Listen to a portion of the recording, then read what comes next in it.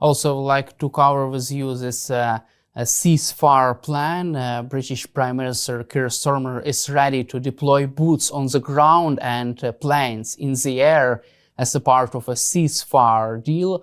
What is your take on such plan, and is it possible to conduct this mission without American backstop, without US backstop?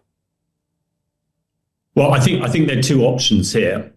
First of all, there is an option where a European coalition force led by Britain and by France put troops on the ground, sufficient amount, 30 to 40,000 troops, and they must have enough military grunt, as it were, armored divisions to be able to oppose any potential Russian incursions. And in the first instance, the ideal situation would be if the US provided the air power to maintain air superiority with US fighter jets and missiles and others to cover that force. If the US is not prepared to do that, then the European NATO coalition must stump up. And I think what Europe needs to make abundantly clear to both President Trump and President Putin that we are prepared to do this. And I personally believe that there is enough military capability within the European NATO coalition to do this. The air forces of Finland and Sweden, Britain, France, Greece, Germany, and some of the other smaller European countries, I think, have enough fighter jets and missile defense to provide this air cover, but it's not ideally. So that is the option. I think it's very doable. A lot of planning has been going on in London and Paris and elsewhere to make sure that this force is ready. And of course, the European NATO countries have been doing a lot of training together over the last 12 months to 2 years. So they are ready to do it. This will be a huge commitment for the British and French militaries, but it is essential, I think, to get peace and stop innocent Ukrainian civilians being killed on a daily basis by the Russians. Ideally, we'd like the Americans involved, but I think we can, in Europe, do it ourselves and provide a sufficiently robust force to deter Putin and the Russians from trying to gain any more land. From your perspective, how should British, French and other European troops retaliate if Russia violates a ceasefire deal, if Russia attacks Ukraine again, and if Russia attacks European troops? Well, when the ceasefire force is set up and the line of demarcation between Ukrainian and Russian forces is set up, there must be very clear rules of engagement. In other words, what happens for exactly the scenario that you're talking about. What is absolutely clear and fundamental is that any European peace enforcement force must have the firepower, the tanks, the artillery, the drones, and the air power to be able to stop any Russian incursion. And I think that it clearly can have if we put enough forces on the ground. Of course, it's a huge area. The demarcation line is likely to be about 800 miles long. So it's a huge area to cover. But with sufficient firepower, I think that a European coalition, ideally supported by American air power, can do that. And the Russian army itself is much denuded. They've just passed 1 million casualties. It's clear that they're not very well trained now. So I think a very well trained European NATO armored division, infantry division would have the capability, and also with the intelligence assets that Europe and the US have, to be able to either hopefully deter the Russians from doing anything, and if they did do something, to hit them really hard very quickly. And do you feel that European countries are capable of hitting Russia very hard without American involvement? Well, I think it will be more difficult without American involvement. But yes, I'm pretty clear that we could do this. You know, British and French, all the British and French and the Nordic countries' armies are highly trained. They have a lot of very sophisticated kit, and a lot of the kit is American kit, F-35 fighters, etc. So yes, I think they do have the ability. It will be about the rules of engagement. And also, I think Prime Minister Starmer and President Macron are making it clear that they are up to the task and prepared to do it. And they must be. Unless Russia believes that, then the force will not be effective. From your perspective, what are the options for the US government for their involvement in such mission? Prime Minister of the United Kingdom, Keir Starmer, is trying to persuade Trump to commit to such mission, for example, by staging air assets in the countries near Ukraine on standby in case of Russia's attack against Ukraine. The US could, for example, retaliate with air assets and long-range capabilities. What are the US options for this mission?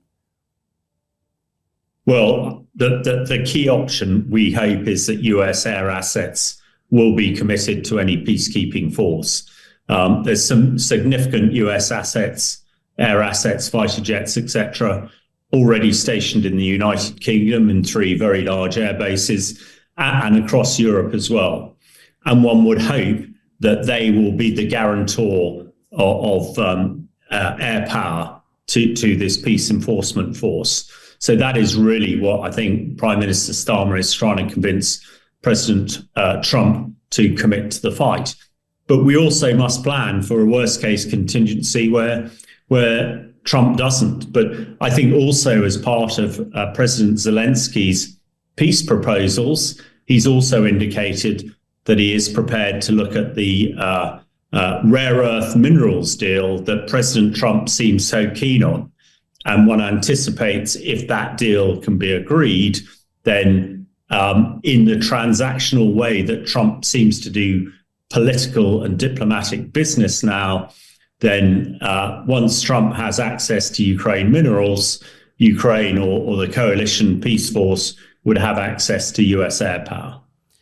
Also, US Vice President J.D. Vance says that economic cooperation with the US would be the best security guarantee for Ukraine. He is confident that European allies are not capable of conducting such mission because, he said, quote, that they haven't fought wars for 30, 40 years. What is your reaction to such misinformation, lies from J.D. Vance? Well, there are 2 things here. Firstly, the comments of J.D. Vance, which I've written about extensively in the British press, for a person who has fought in the Gulf Wars, in Iraq and Afghanistan and Bosnia and Kosovo wars. With a lot of my colleagues, we're pretty vexed by what Mr. Vance has to say. And although he was apparently a soldier once, I think his combat experience is very limited. So it was an unfortunate comment.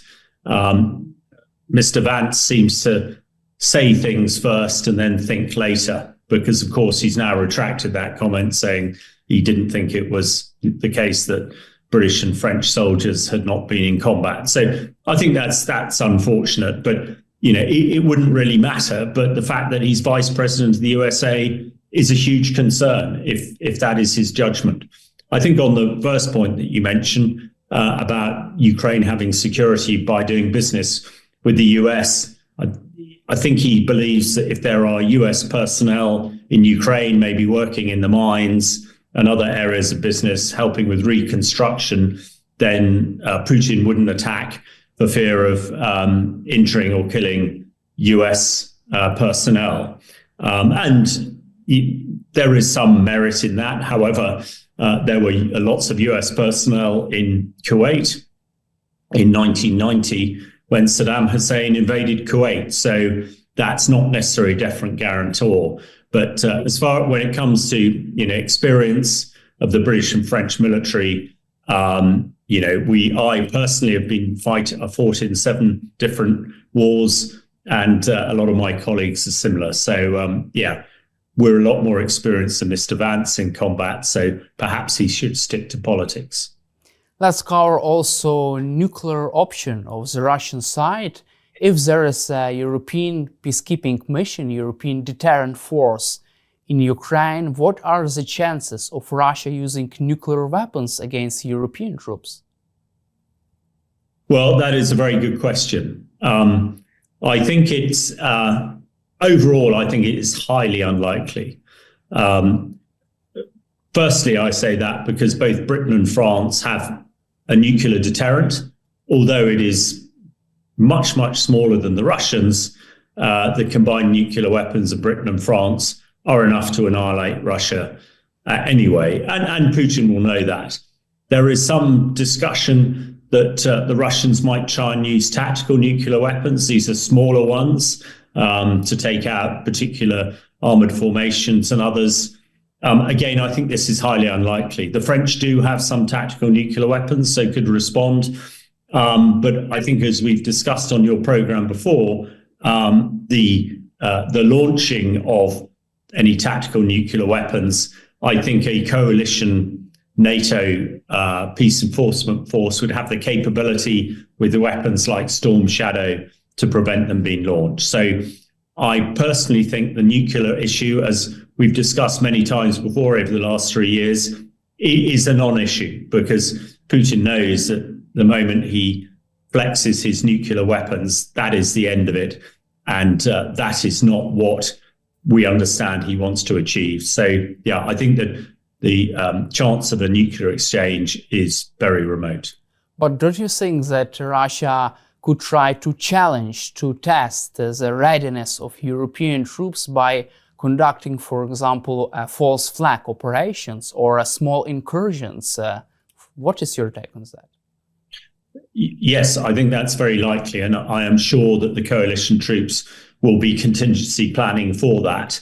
And if there is any slight incursion, it's very important that the coalition force hits it very hard. When it comes to false flag, that is more difficult, of course, but that is where intelligence is key. Of course, we rely very heavily on US intelligence to provide a clear picture. And one would, that it is pretty essential that intelligence still goes on. Although, having said that, among the UK and France and the other NATO European countries, they still have a very considerable intelligence gathering capability. But the key thing is, if there is any transgression of the ceasefire rules, then it is hit very hard indeed. And also, do you expect European troops, European air assets, and, for example, if this is a case, American air assets to help Ukraine to close a sky over Ukraine, to help Ukraine to deter and also to intercept Russia's missiles in case of a large missile attack on Ukraine? Well, I think there are two elements to this. If there is a ceasefire in place, yes, absolutely, coalition air assets would take out any incursions into Ukraine by Russian missiles or drones or jets. As far as Western assets supporting Ukraine, if there is no ceasefire, then that is something that we must consider, because if there is no ceasefire and the fighting continues, I expect particularly the European NATO coalition must reevaluate how they support Ukraine. What is very clear in the West, in Europe, is that we cannot we will not allow Russia to take Ukraine completely. So there is a scenario, and it's a worst case scenario, where British and French troops might have to be on the ground to support Ukraine against Russia, and fighter jets in the air. I would add that is worst case scenario. But if there is a ceasefire in place, absolutely, coalition air power would take out any missiles fired at Ukraine. But would coalition forces have enough air defense systems to protect, for example, its own troops on the ground in Ukraine? Because Prime Minister Keir Starmer is also trying to convince Trump to provide European allies with additional air defense assets. What is your opinion on that? Well, we're getting in some sort of quite technical detail, and I being a soldier, I'd never sort of professed to completely understand the air environment, as it were. It is a very good point that you make, but I am sure that the British and French and the European coalition would not want to deploy troops into a ceasefire line without the right air defense cover. It's a technical issue. I intuitively think that with all the air assets that are available in Europe, it is possible. But of course, it would be far easier with the Americans providing the backstop and the support to cover the air. But if that's not the case, then Europe is going to have to do the best it can.